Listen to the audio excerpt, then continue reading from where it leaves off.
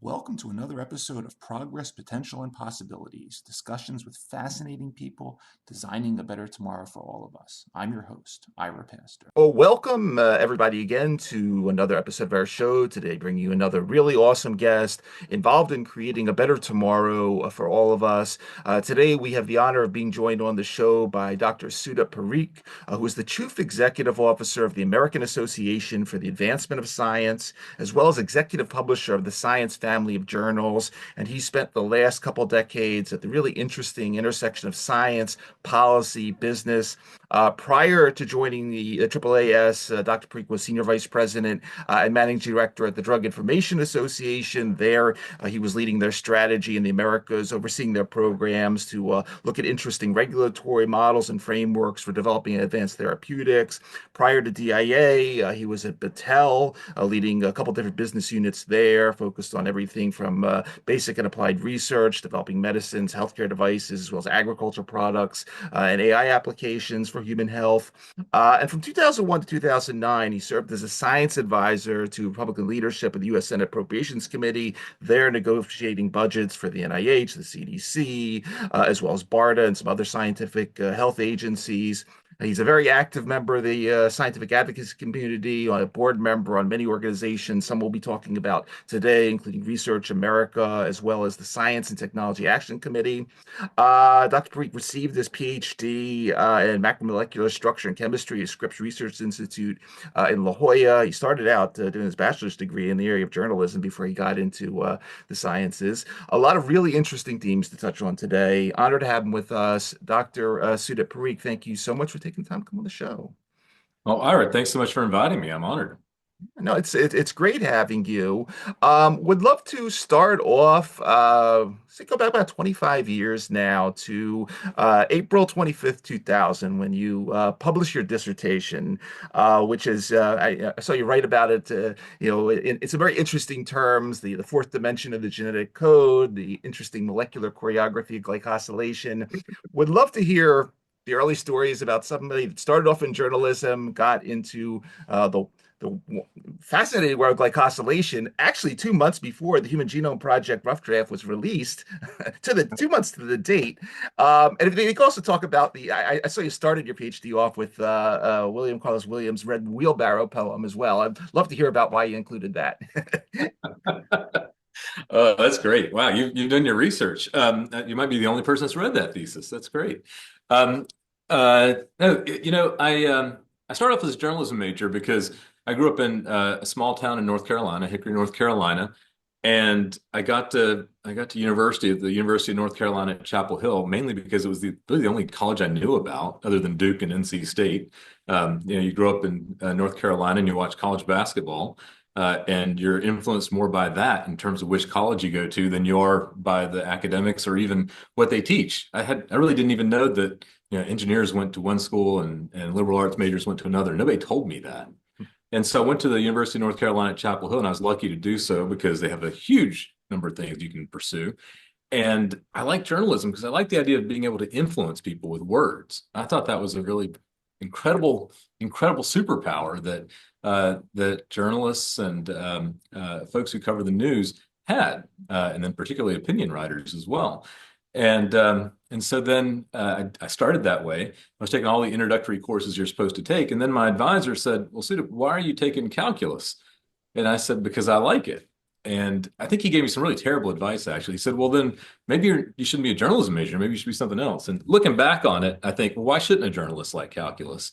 I think there's nothing wrong with that. But at the time, I took the advice and I started looking around, and I found something called material science, Mhm. at the applied science school at Carolina.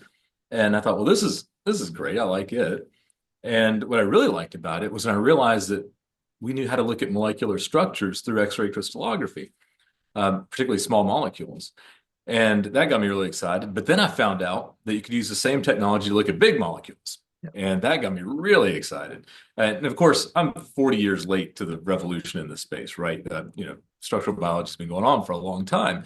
But I found the place where they were on the cutting edge of that, which was at Scripps. And I loved the idea of working on complexes, and particularly proteins bound to DNA. Yep. And I joined the lab of John Tainer at Scripps at the time, and worked on uracil DNA glycosylase bound to DNA. And it had a wonderful mechanism. DNA, we always look at the double helical structure, but we realized that it's actually very flexible. It can move and turn and change shapes. And the DNA glycosylases, a lot of them work by flipping a mutated base out of the DNA base stack and putting it into an active site. And I just thought that was just the coolest molecular machinery. So I got excited about that. So it's a long journey from journalism to that, but there actually is a story and a thread that ties it all together. Awesome.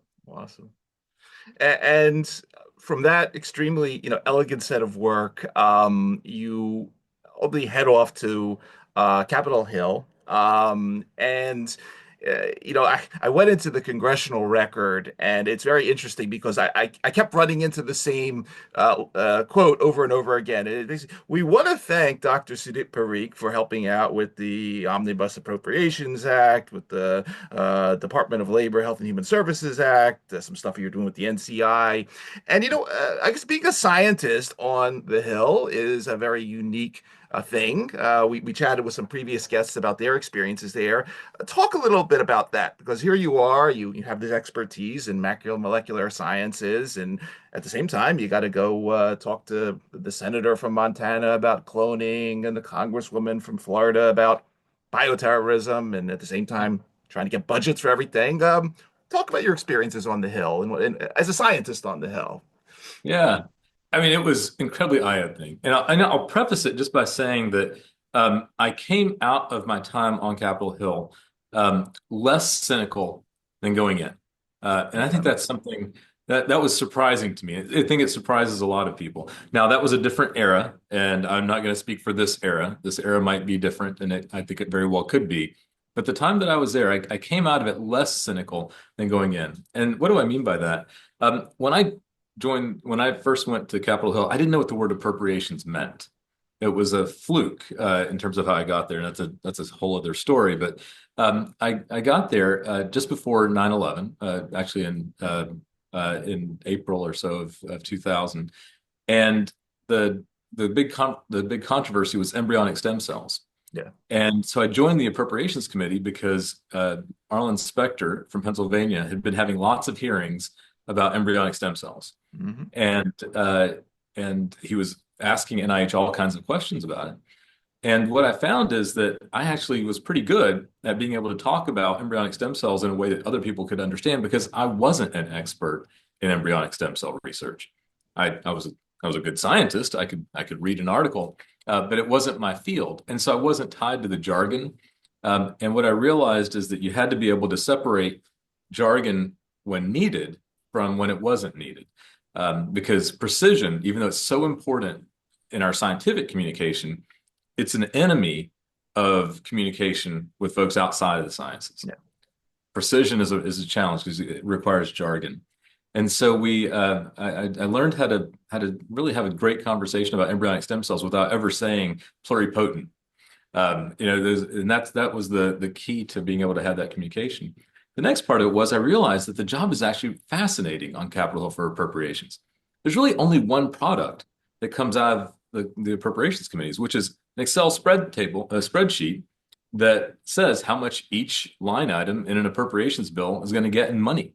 Like, what are the dollars that are involved? Everything else is built around that thing, that framework.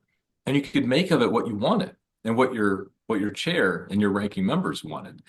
And that was fascinating to me, that you could, on the basis of having to fill out the spreadsheet and then negotiate it with your counterparts in the House, that you could do policy, that you could change the direction of research in a field.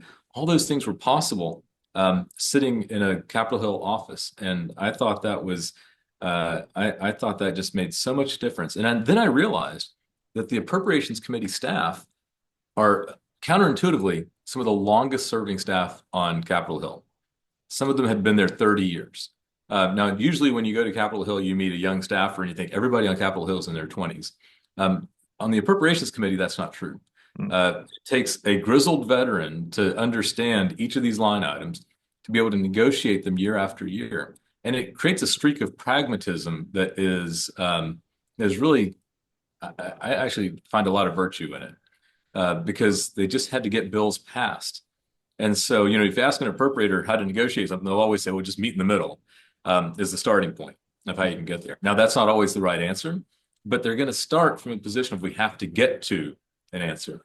And that is a different mentality than so many folks who see negotiating things. So, again, I walked away much less cynical because I saw a group of people on both sides in both chambers of the Congress that were just trying to answer questions and just trying to get the work of the country done. Mm-hmm. Excellent. So, as I mentioned, you were at DIA, I believe from 2016 to 2019, and as mentioned, you in your bio, you were looking at, ultimately how we craft these really interesting regulatory frameworks for developing the therapies that are coming down the pike, because they're not the small little pills, white pills that we put in bottles of yesteryear, but mRNA gene therapies and everything in between. I saw a really interesting paper that you wrote in 2019 with Ken Getz from Tufts CSDD, talking about AI and supporting drug development, which is obviously a very hot topic nowadays. What were some of the learnings that you came away with per that period? Because here, we're in 2020, getting close to 2025 now. We still have this interesting balance upon us of the multi-billion-dollar blockbuster in an era where things are moving towards the personalized precision stuff. Key takeaways, whether it's on the regulatory side, whether it's on the tech side, that you could take away from the DA. Because I know a lot of things we're going to talk about when we get into advancing United States technology and so forth, revolves around biotech and these advanced therapies. But we'd love to hear some of your experience and takeaways from that period of time. Yeah, the biggest takeaway is that the science is moving so much faster than the regulatory frameworks that support products. And that's not a revelation. I think all of us who are paying any bit of attention know that. And what it leads to is a lot of uncertainty in the regulatory framework. And so something like gene editing, which moves from a paper in Science in 2012 to in human clinical trials by the end of 2020 and approved therapy by 2024, that is a speed from discovery to product and cure that we've never seen before. We just haven't seen it before. And, how do you create a regulatory framework that both recognizes that this is a cure for a small number of people, relatively speaking, compared to a big cardiac drug or something like that? How do you recognize that you want to see this cure be available and accessible to many people? Because if you look at the economics of it, it has to be relatively expensive. How do we ensure access? How do we ensure approval across 140 different regulatory regimes around the world and harmonizing those regulatory regimes? And so that every one of them isn't asking a different question of the scientist, of the clinical researchers, and of the companies. How do we make sure that doesn't happen? And we haven't solved it yet. We've made a lot of progress. I will say there's a lot of collaboration happening between the European regulators, the US regulators, the Japanese regulators, and even the Chinese regulators have become a part of that global conversation now. My hope is that we can get to a place where that pace of discovery, which I hope doesn't slow, I hope it goes faster, that the regulatory frameworks that we create for it are ones that can be generalized even when the product, the drug, is bespoke, and I hate the word bespoke, when it's customized, when it's Right. precision. How do we create a generalized framework for approving these personalized medicines? And that is something that a lot of people a lot smarter than me are working on, but it's something I gained a real appreciation for while I was at DIA. Yeah. Yeah, no, again, I was impressed by sort of the breadth of the different themes that you were talking about, specifically the public-private partnership side. It's nice that we're seeing more and more of that as we get close to 2025, but very interesting. Um, so you take the helm at the American Association of Advancement of Sciences in, let's just say, a very tough time. End of 2019. COVID's just starting. And January of 2020, you published a really interesting piece in Science and entitled "Envision a Future, Make It So," where you basically say, "Hey, this is a golden era of science. We have the most, as you were talking about, the most amazing therapies available to us. We're moving from treatment to cure. We are, studying the most subatomic particles. We're seeing the cosmos at the furthest distances." Um, but we have a large part of the population that, for some odd reason, believes the Earth is flat and believes that there's microchips in the vaccines and so forth and so on. Kind of a tough time, and we'll be getting into trust in public science in a little bit. But talk a little bit about your arrival at AAAS and a little bit about what you're contending with at that really crucial juncture. Yeah. I got here in January 2020, and I wrote that piece in preparation for the annual meeting that was coming up. It was coming up in February of 2020 in Seattle. And it was really just a thought about the paradox of what I thought at that time was a real polarization. I thought that time was polarized, and really it's only become much, much worse in the last 5 years. But what I saw is just this opportunity, this golden opportunity for the sciences to be a bigger part, a more visible part of the conversation in a democracy. We are living in an era when the very foundations of the society that we are living in are built on science and technology, and yet very few people understand it. And Carl Sagan has a great quote, talking about this and saying that when you have this separation between the understanding and the foundations of the society, that eventually that becomes unsustainable. And I think we are in an era where we've got to make sure that we are guarding against that. And it's only going to become more challenging. And I think that the solutions are actually old-fashioned, and we can come to those later on. But that's the hard part. And that's what I was trying to get across in that editorial, is that the solutions actually for how do you connect the vastness of the cosmos and the ability to get drugs into people so quickly. How do you connect that to the person who is trying to live their life in the country? And I believe that the solutions are actually much simpler than people recognize. Mm-hmm. And as you mentioned, we'll get to some of those solutions as we get into the Science and Technology Action Committee and so forth. But I'd love also, while we're on this topic of some of the challenges, your editorial piece, February 2023, entitled "Students and Postdocs Deserve More." And this is as a father of three, one that is actually headed, into his postgraduate education. He thinks about, the visions of being at the bench the next several years, but obviously challenges in terms of pay and benefits and the uniqueness, let's just say, of research environments. Can you say a couple words about this, and we'll also talk about the solutions in a bit?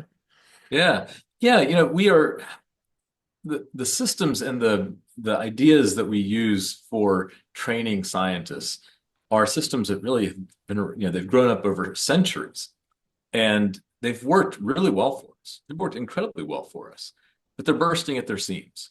They're because they are responding to incentives over time that no matter what set of incentives you put in place, eventually over time, they start to create imbalances because people work towards those incentives.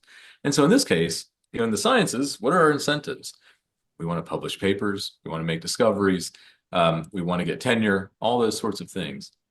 And when you are a graduate student, and you're working in a laboratory of a well-funded principal investigator, what is the incentive? Now, let's not say we can't generalize and say all principal investigators are like this, but the incentives push you towards having as many students as you can, doing as much research as possible, to publish as many papers as possible.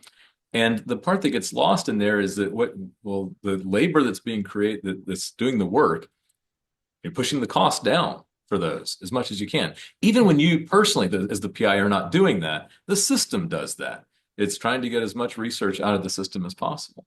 And what that's led to is it's gotten a little bit better in the past couple of years, but what it led to was a real dramatic undervaluing of the workforce inside of academia, the graduate students and the postdocs. And for graduate students, if we're going to bring domestic talent into the sciences, it has to be an attractive position, attractive role. And if you're telling someone who's come out of undergraduate that you're going to graduate and you're going to go to graduate school for 4, 5, 6 years, and you're going to make a certain amount of money, and if you choose the path of going into the sciences, or you can get a 2-year professional degree and go make a lot more money. And if you are the first in your family to go to college and you're being counted on to support your family, how in the world can I, even as the head of AAAS, how can I suggest to you go into the sciences? I can't do that. We have to be able to value the work that's being done by those graduate researchers for what it's worth. And yes, they're getting an education. They're going to get a Ph.D. And I'm not suggesting that it should be extraordinary amounts of salary, but I am suggesting that it should be livable. It should be livable. Otherwise, we're only going to draw from a certain part of society that has a parental safety net at home that's going to subsidize their work in graduate school. And we don't, in the best interest of the scientific enterprise, that's just not great. Then for postdocs, you're living through your 20s and your 30s, you're starting families, you're starting your life out. And now with a postdoc, you have a degree, you are doing work. It is important that we, again, value that for what it's worth. Now, that leads to some really uncomfortable conversations, right? Because there's still a certain dollar. The federal government invests about $200 billion a year in science and technology. It's not growing at a huge rate. And so if you're going to increase those salaries, it's coming from other things. Grant sizes, the number of grants. It gets to a whole bunch of conversations about, gosh, shouldn't the size of grants grow to make that happen, to make it possible to pay graduate students more? Well, if that happens, there's less grants. So how do you solve all that? It's a multivariable equation that we've got to solve. But I don't think that we can solve it by holding down the cost of labor for graduate students and postdocs as much as possible. That shouldn't be our solution. Right. Well, as mentioned in your bio, you are a very active member and on the board of several very important scientific advocacy committees and organizations, and obviously these topics are going to be part of the discussion. I would love to talk a little bit about the Science and Technology Action Committee. Has a rather broad mission, ultimately developing a national science and technology strategy that generates a decent return on investment, addresses existential threats, and ultimately, as we're talking, secures a bright future for everybody. We will get a little bit into the report and the vast task force in a bit. And I gotta say, yeah, you have an amazing board on several of these folks: Victor Zhao, Peggy Hamburg, Donna Shalala. I had them all on the show, so nice to see all these names again and their involvement. What's the background? If you could talk to us a little bit about when and why a Science and Technology Action Committee was set up. Yeah, we talked about that editorial I wrote in 2020.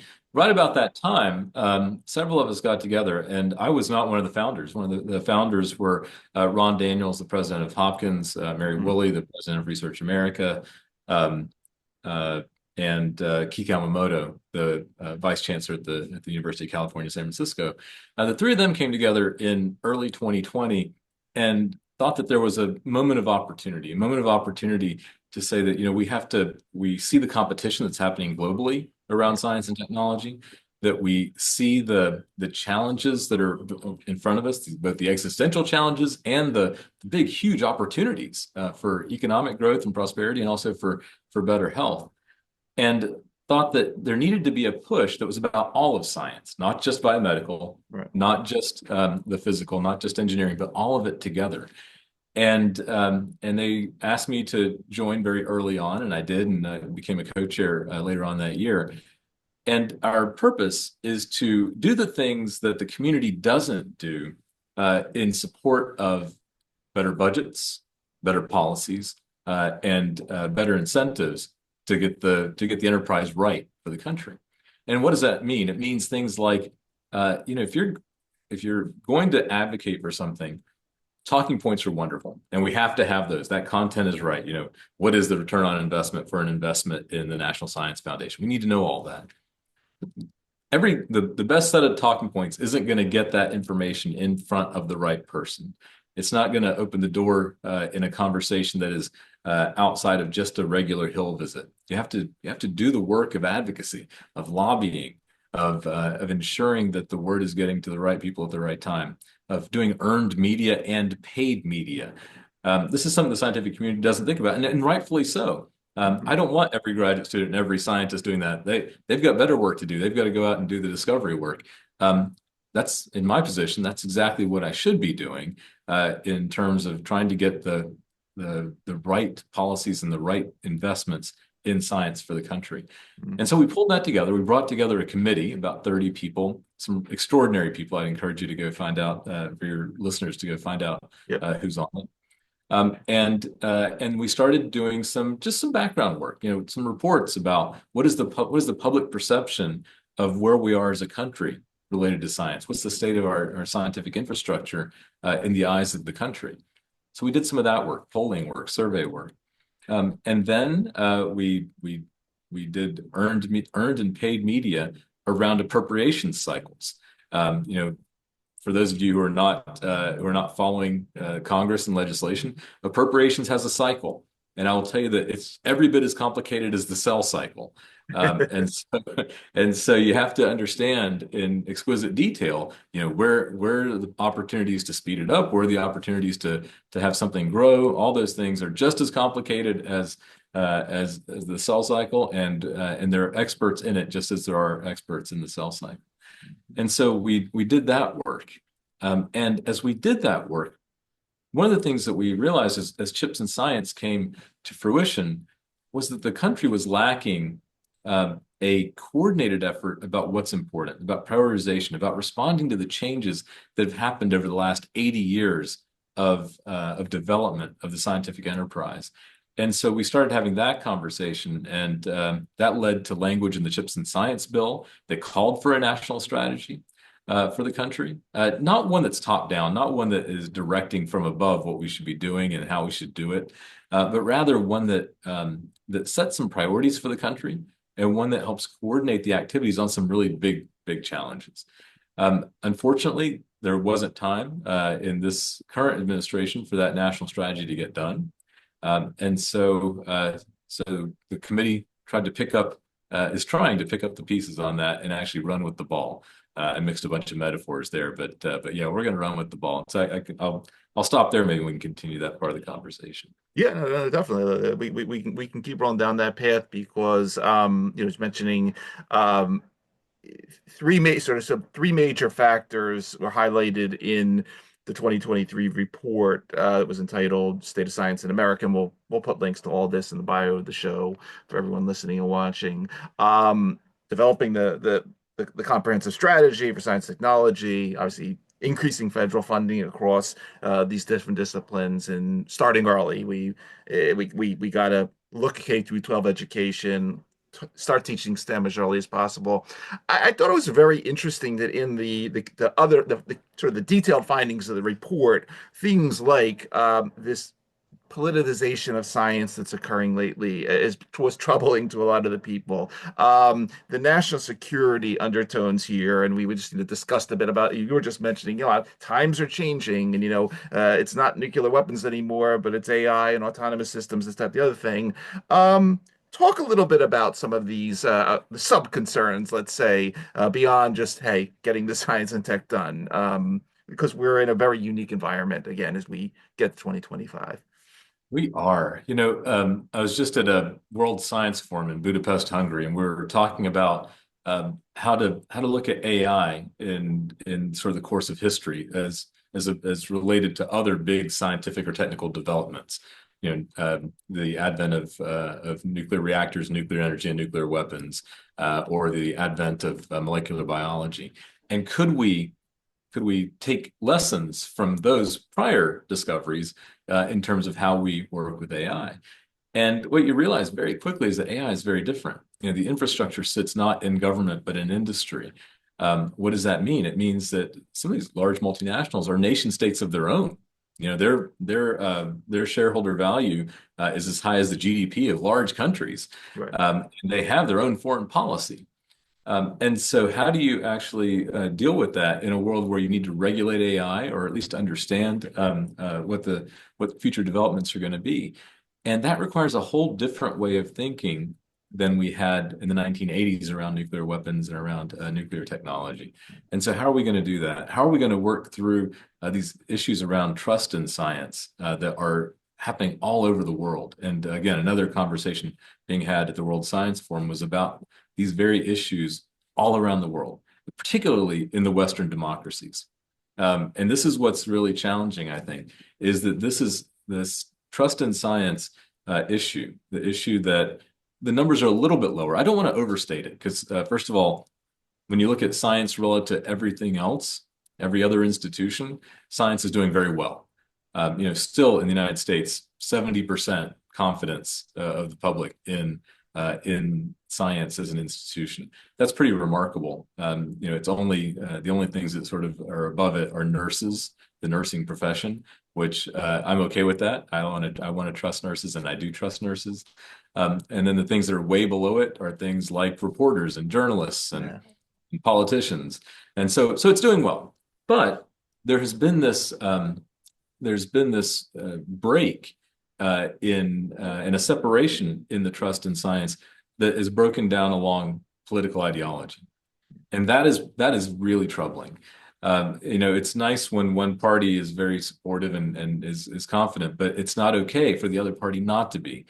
We need to make sure that that we have bonds of trust across the political spectrum. Science is not apolitical. It shouldn't be political in that way. It shouldn't have political support only from one side. Now, are people who do science political? Of course they are. They're normal people. But it shouldn't be only supported by one party or the other. And so we've got a lot of work to do there. And the report identified it very quickly. The other thing that really scared me about this report, and I'll put it in exactly those words, scared me about the report, is the survey data that said that a large percentage of people in the United States did not think their children were going to be better off than they are. And that is a question that gets at the heart of how people are feeling about the future.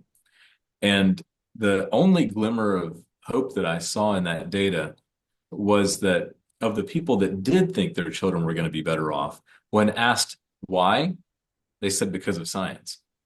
And that tells me that in the group of people that are optimistic about the future, it's because they see science and technology and engineering and medicine as the key to a more prosperous, healthier, and more secure future. So those are some of the things that get at your question. Yeah. It's remarkable how broadly it cuts, though. Science and technology is across everything. Right. The national security piece, there's hours of conversation to be had there. Yeah. It's I was just when you were mentioning sort of the different levels of trust. I was 30 years ago, I was originally trained as a pharmacist, and I remember pharmacists were usually pretty high on that list. I don't know where they are today. They still are. They still are. You'll be glad to know they still are. All right, whatever. Not as high as nurses, but none of us can be. Little plug there for pharmacists. Anyway, getting back to the committee. So, the 25 leaders, nonprofits, academics, foundations, corporate leaders on the committee, but then there's a a much broader task force known as VAST, which stands for Vision for American Science and Technology. Again, a rather broad swath of capabilities here. And, just yesterday on the show, I was talking with Steve Blank of Lean Startup fame out at Stanford about, it's one thing to innovate, but the companies that innovate and execute really have a leg up in the future. And he points to things like SpaceX. We have the Falcon rockets, but they're working on Starship at the same time and all that. This is a couple days ago, you published a new vision for American science, which really focuses on the vast task force. I think it's interesting because you mentioned Vannevar Bush in this, and we were actually chatting on that show about Vannevar Bush's discussion with Roosevelt at the time about how, hey, we got to get startups and small companies involved in our war effort, or things aren't going to go the right way. And there's a really interesting history there, of course. Talk a little bit about VAST, and clearly you're putting together a very important group from industry, from academia, and from philanthropy and policy to not just innovate, but really think about how to execute simultaneously. And I wonder if you talk a little about that. Yeah, it's really grown. There's a thread across everything in the last 5 years, going back to that very first editorial, which is that what got us here to this point in history isn't going to get us where we need to be in the future as a country. It's not going to keep us as globally competitive. It's not going to ensure our national security, and it's not going to take advantage of the technologies and the discoveries that we've made over the past few years to get patients better faster. What it's going to require is thinking through that model that really has been around since Vannevar Bush. And the simplistic way of talking about that model is, Bush was the science advisor during the war, but the real recommendation was we should continue to invest in science and technology even during peace, even during times of peace, and that they will lead to then translation of those discoveries and taking them to scale by the private sector. In its most simplest form. Now it's 40 pages, so it's a little bit more complicated than that. But that's it in a nutshell. The challenge is that actually over the last 80 years, we've built so much on top of that is organically grown, from philanthropy to different modes and colors of money in terms of investment in the private sector, different ways of raising capital, different ways of interacting and getting intellectual property from the academic community into the private sector. And those organically grown parts of the ecosystem are actually much stronger, much more beautiful, much more powerful than Vannevar Bush ever dreamed of. And we as a country have to be able to look at the enterprise that exists today that is that much more complicated and look at it for what it really is. And then we can make observations and recommendations for action that will make it even stronger. And people are often comparing us to China, right? And this is something that happens all the time. We talk about the investment in science that's happening in the US versus what's happening in China. We talk about the number of publications coming out of China versus the US. But what's really staggering is that the rest of the world looked at the Vannevar Bush model and said, that's a great model. We should be doing that. And they're doing it. And that's great. There's actually nothing wrong with that. Competition's a good thing when it's done fairly. The challenge is, what are we going to do that's going to be even better? And I think that there's a huge scope of opportunity. We see some of this already happening around the country. We see these models where, yes, it's hard to build infrastructure in this country. It's hard to build scientific infrastructure in this country, mainly because some of it's incredibly expensive. But there are efforts underway where state and local governments are combining forces with philanthropy, combining forces with federal dollars under a governance structure that is not led by the federal government, but rather by state and local leaders. These kinds of efforts are they're extraordinary. They're one possibility for how you move forward. Another is when you have guaranteed markets. This is the SpaceX model. This is the Operation Warp Speed model, where you say, if you build a technology that will get us to low Earth orbit, we're going to buy it. Or if you build us a vaccine that works, we're going to buy it. Those kinds of models are different than the ones that we have today, but they're going to help us become more competitive and actually be able to make use of the fact that despite the fact that the U.S. invests $200 billion a year in science and technology as a federal government, almost $800 billion a year is invested by the private sector. Now, when we pull those things together and we figure out how to make them work together for the good of the country, it's unbeatable. It is just unbeatable. And this country has so many assets when it comes to science and technology. And so the main premise of VAST, the Vision for American Science and Technology, is the 70 of us, and I've never had an easier time recruiting people to something, by the way. The 70 folks who are on this feel that we're tired of being in a defensive crouch in this country in terms of science and technology. We're worried about research security. We're worried about intellectual property. We're worried about investments and funding. It's time for us to become the bold protagonists of our own story again. We have to tell the story of science and what it can do for the country because nobody else can. Nobody else can. And we have to do it in a way that is connected to our own communities. And so the VAST task force, if you've taken a look at who's on it, in addition to great scientists and engineers, there are CEOs of companies, there are presidents of universities, there are also graduate students and postdocs. We wanted to make sure we had that voice at the table. But there's also community leaders. There's the Speaker of the House of West Virginia. Now, if you know anything about the politics of West Virginia, you know that the Speaker of the House of West Virginia is a Republican and a fairly conservative Republican. We also have a state senator from New Jersey who happens to work at a national laboratory, and he's a Democrat. And there's just an extraordinary swath of the country represented on this task force, and we have to do it in a whole different way. So one of the things that we decided we had to do is get this done in 4 months. 4 months.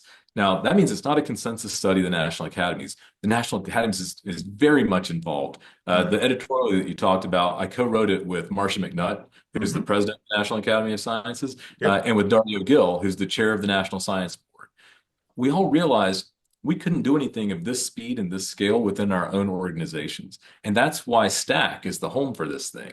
It's us as individuals saying, let's put our best thoughts into something. And it might be controversial. It might not be loved by everybody when we put it out.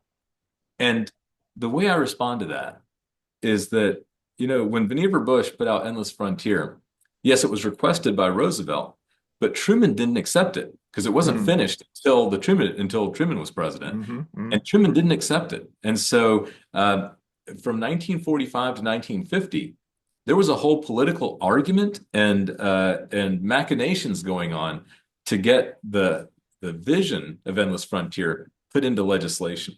And it took 5 years to make happen. There were political arguments about merit-based versus geography-based funding. There was actually a senator from West Virginia who was involved in that battle and discussion. But the discussion and the tension led to legislation being passed in 1950 that created the National Science Foundation. It took 5 years. And the way you get to that is you create the controversy by saying something bold and then let the crucible of argument and discussion determine the course for the country. And that's what happened in 1945 to 1950. That's what needs to happen from 25 to 2030. We've got to do that. And people say, what about this political environment we're in? Well, of course that matters. And of course, we're going to choose which things are politically possible, the art of the possible right now. But you have to have a long-term vision that is transcendent of the boundaries of one administration, that is transcendent of the boundaries of one discipline, that is transcendent of the boundaries of one sector. And that's what this is about. That's what we're trying to pull together. It's a little bit audacious, I'll say. It is. I think that the process that we've put together is unique. It is asynchronous because if you look at the names on that list, you know that they are not going to be able to get together at certain times of day and have a big long meeting. You know that we have to do this through virtual means and through recorded means and then electronically. But then when we come together and when we launch this thing in February and put out our idea for a vision of the future, I hope it starts an argument. I hope it starts some momentum. And I'm dedicated and committed to the idea that we have to have more discussions around the country about this over time. We have to do the lobbying work. We have to do the advocacy work. We have to do the advertising work that's required to bring something like this to fruition. It's not just about delivering some stupid report. The number of reports that get put on my desk every day is outlandish. And I don't even read them. And so it has to be something more than that. It has to be something more than that. Right. talking about audacious initiatives, and we talked a little bit about the public respect and trust in science, but I was wondering if you could say just a few words about what goes on at the Coalition for Trust in Health and Science, because I was unaware that around the corner here is where it started out at Penn, but it's sort of defined as this intellectual engine, again, trying to again, steer things properly in terms of information, accuracy, trust, health and science lens in this case. What do you do at the coalition? Can you talk just Yeah. a little bit about that? Yeah, it grew out of the idea, and I want to give a whole bunch of credit to Reed Tuckson, who's Mhm. had many roles in the scientific enterprise, in the medical enterprise. Um, he brought us all together and said, what can we do on these issues related to this loss of trust, particularly in the medical community? And the discussion that we had was, well, I think one of the first things we need to do is we need to state what it means to be trustworthy. And so we put together basically a pledge that we asked organizations to sign on to. And that pledge basically says that we are going to be worthy of trust. Mhm. And that here's the things we're going to do to be worthy of trust. And we had them sign up to that. So that was the first act. The second act is then to say, all right, if we're going to do that and we're going to sign up to those values, then how can we share best practices amongst our very broad spectrum of groups that are part of this coalition? How can we share our best practices for how to communicate? And I said earlier that the solutions to these challenges around trust, I think, are not technological. They are relationship based. How do you build trust? Trust comes in teaspoons, right? You have to build it over time. You have to break bread with each other. You have to get to know one another.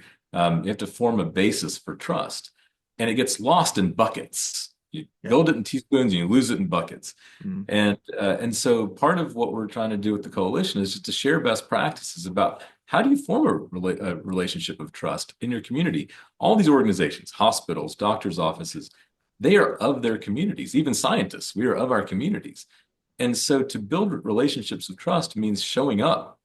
It means not retreating to our towers, not retreating to our big buildings of hospitals and scientific research labs, but being a part of the community, showing up, showing that we care just as much about our kids as anybody else does, showing that we care just as much about the future of our communities as anybody Mhm. else does, and being there. And that is, you can't do that with an advertising campaign. You can't do that with fact checking. You can do that by building the bonds of relationships. And so the coalition is just trying to share those best practices. It's not necessarily, it's not a fact-checking organization. It's nothing like that. It really is about how do we, as a medical establishment, regain trust in our communities.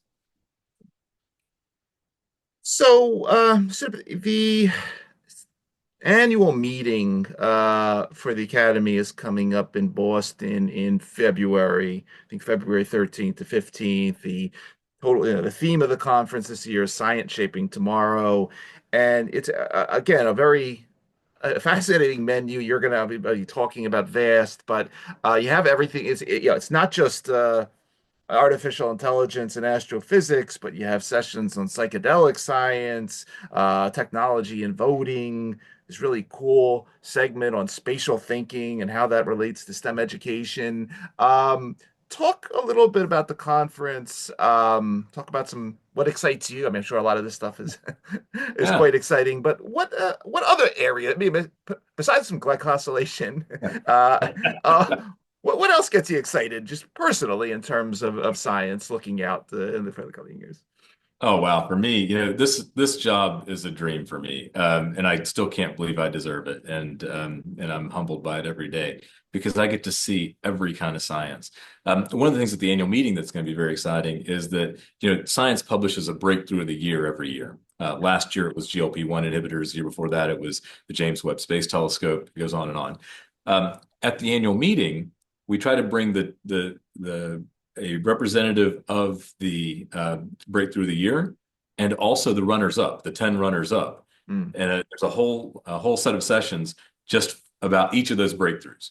And so last year, one of the most exciting talks was about how GLP-1 was not just about weight loss, but also about addiction. Had real quantifiable, demonstrable effects on addiction that were just fascinating. And so then there was also a bit about, there was some work on cosmology that was happening. So whole, just incredible. You can sit in that one session room and you'll hear talks about astronomy. You'll hear talks about biotechnology. You'll hear talks about anthropology. So all of that's possible at the annual meeting. When I think about what gets me excited today, let me talk about two different areas. One is I am incredibly excited about Europa Clipper. The launch was just recent. If you don't know about it, it's a NASA probe that's headed towards Europa, which is a moon of Jupiter. And it is one of the moons that may have or seems very likely to have an ocean underneath its ice crust, a water ocean, possibility of life there. This probe is going to be hanging out in the system and doing a lot of measurements that will tell us a lot more about that ocean, what might be down there. That's incredibly exciting. When you think about the types of probes that we have out in the solar system right now, and what they're learning, what they're capable of, it is remarkable. And it's only going to get better as we have the ability to put stuff into orbit more quickly and more cheaply. We're going to have better eyes in the sky looking up and also down on the planet. The second area of science that I get very excited about, and again, I'm thinking in terms of discovery science, is actually still in biology. We have, it almost seems like we know everything, right? But when you start to think of these areas that we're just starting to dig into that are absolutely fascinating, and they all build from the Genome Project, right? That was 25 years ago. But now we're learning so much more about the mechanics of our cells, the ability to look at our cells in such exquisite detail. Structural biology, I'm a structural biologist. I used to love looking at atoms and proteins, but cryo-electron microscopy has changed everything about structural biology and about what we can see in a cell. We understand the density of cells. We understand that everything is happening in a really packed together space, and what that means for biology and the catalysis that's happening in cells. Synthetic biology continues to be exciting. I know it has challenges. It's one of those things where it'll go and it'll go and go, and then something will break through. I'm sure of it. When I look at physics, we've got all kinds of fun questions going on in physics right now, astrophysics in particular. We're not quite sure. We've again started arguing about the Hubble constant. So we need to get that back down to a precise number. So there's all these areas where discovery is still happening. So I saw a paper in a journal that I'm the executive publisher of Science. This paper happened to be in Nature. It was a paper saying that the pace of scientific discovery had slowed down because of bibliometrics, right? There were no longer papers that were being cited a lot, that were seminal. And because of that, it made the conclusion that science was slowing down. And, I disagree vehemently. Bibliometrics are an important tool. And as a publisher of a journal, of course, I think that. But I think that also our recognition that there's so much more discovery happening, so much more progress being made, that yes, it's actually hard to see, which is why AI is so important today, because AI can help us take that and synthesize it in a way that one human can't do, and help us make further discoveries that are sort of meta discoveries on top of it. That's powerful. It's so powerful. So I'm, when I get down, and I get, this is an uncertain time we're living in. And there are dark clouds on the horizon geopolitically and a whole bunch of other ways. But when I want to get excited again, I just turn through the pages of science. If you look through the journal, you will find in every field something extraordinary.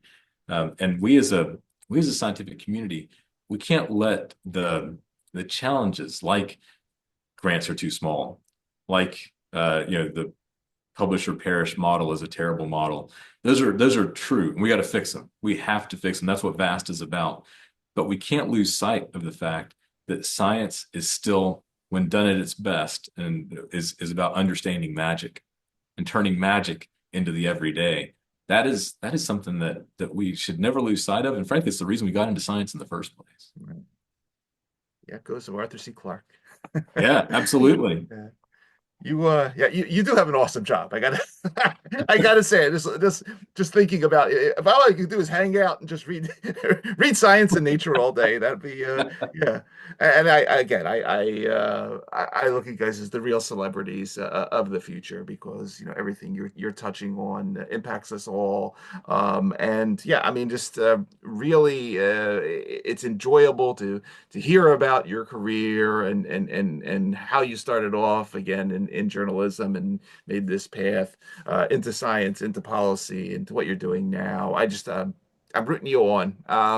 A really an amazing set of work for you and your team, and wishing you the best with all of it. And I hope these plans for the science and technology plan are successful with the new administration.